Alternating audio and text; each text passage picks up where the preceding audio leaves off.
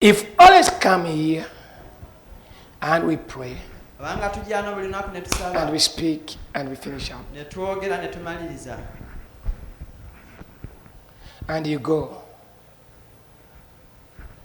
you leave whatever was spoken here and you leave it here. You walk out there, you go and you meet the very challenges. Then it means that you have inability inside of you. Now let me tell you this.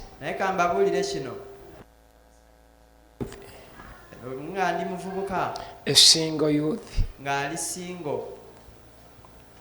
And I was a very good minister. Very good minister. I can remember every field that you could put me, I could do. And I believe I attracted so much the attention of so many people. When it came to an interpretation, I was a good interpreter. Handling the program, I was a good program. Many things, by the way.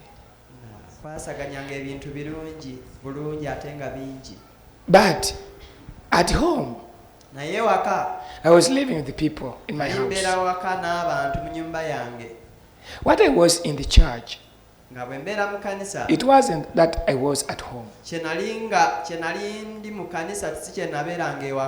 Outside, I looked so handsome, very smart. I speak well. It means that I drew the attention of so many people. But when I reached home, I was another different person. I was always cruel, very cruel.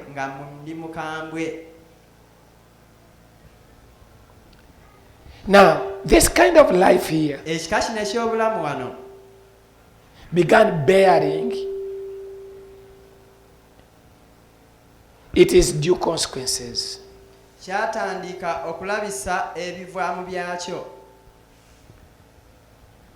honor of me being so cruel and tough, time came and he promoted me to the next level whereby I could do quarrel. Even over something small, I could quarrel and burst out. And I migrated, he promoted me. I went on doing promotion. You know, when you serve these things in their practices, they go on promoting you. So from level 1, I migrated to level 2. Then they took me to level 3.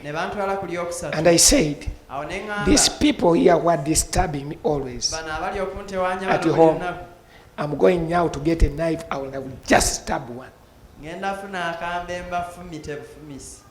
So now that was promotion number 3. But in this kind of situation, whenever I could blow out,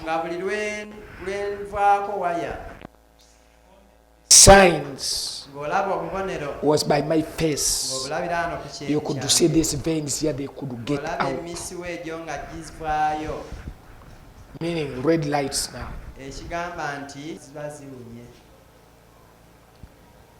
And in that, I could end up bursting in tears.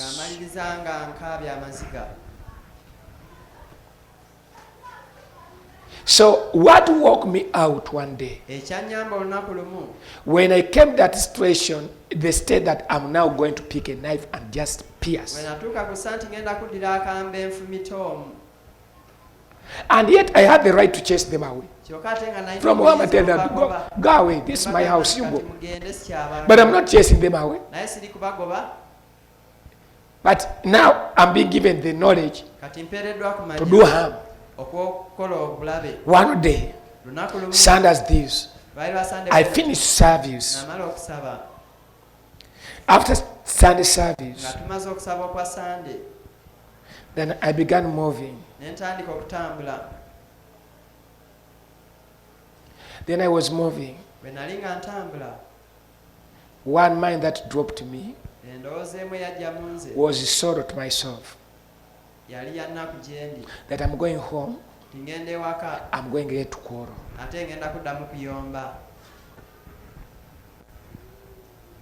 Then I began saying, up to when will I live this kind of life? I was moving along. I remember very well that testing ground there, police testing ground there, where they test. That's where I was, where the mind started coming from. So I was moving, coming. I'm going to quarrel. Up to when will I be in this situation? I walked up to home. When I reached the house like this in the house, I went past the sitting room. I went direct to the bedroom. I closed the door. I knelt down. And I told God, I am going to die. If you don't help me, I am going to die. Because a person who is planning to stab people because of even nothing, because I said nothing. Why? At home, when I misplace something or I put it in a wrongful way, when they come and put it right, and I find when they put it, I begin from there. Just like that. Then I went to my knees and I told God, just have mercy upon me. I am going to die. If you don't sympathize with me and take away this anger, this bitterness, remove it away from me. And I pleaded with God. Then I got up. And I lay like this on my bed, facing God, and the tears were rolling. Then God heard me, and I saw a hand that came like this.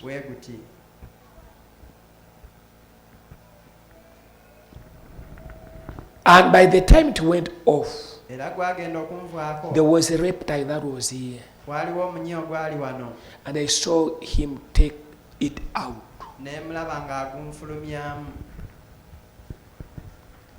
And I saw my head getting back. And I wiped up my tears. And that was the beginning of my new life. I identified that there was something wrong. People, if you don't understand that there is something that's wrong, you are in a mess. Any person first has to identify something isn't right with my life. How can I help up myself?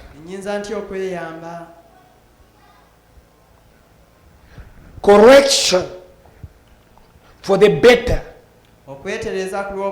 comes from analyzing and realizing there is a problem.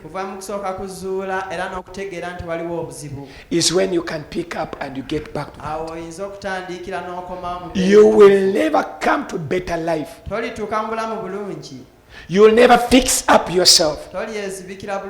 Today people who have problems to others are people who have failed to understand their mistakes.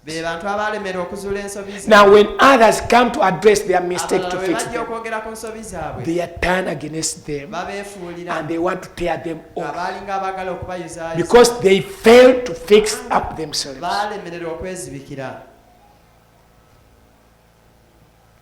That's why you see that others, they end up suppressing you.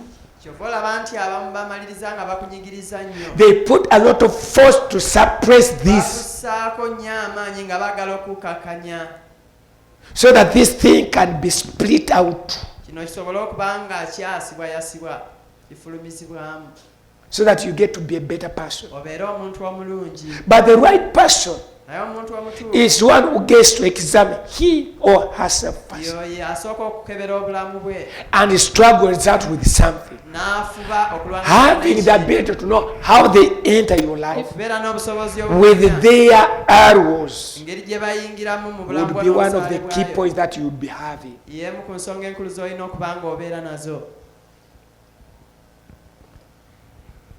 Knowing that something has gone wrong, there is what is pursuing me, that there is what causes into error, would be one of your greatest assignments. There is what comes and fails me and obstructs me, would be key priority things before you. These things come and they play over us. They cause mistakes and you learn on it and you forget. You don't record that. They come again. They make another mistake. You don't record again. You see? Why? You have not hated them. You have not hated bad life, miserable life, failed life, life of tears. You have not studied that. Any person will always do the due steps in making analysis one at a go.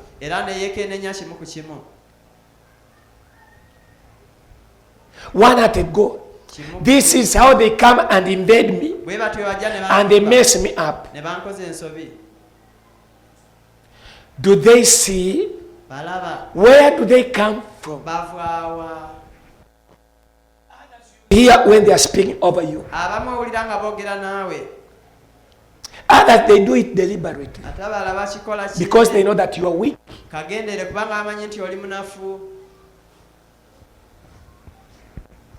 Can I say again? They know that you have loopholes. It comes from what? My reluctance of knowing the type of life that I want to live.